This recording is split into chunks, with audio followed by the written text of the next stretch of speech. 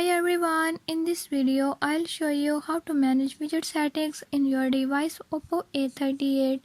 In this device Oppo A38, I'll show you how to add widgets to home screen.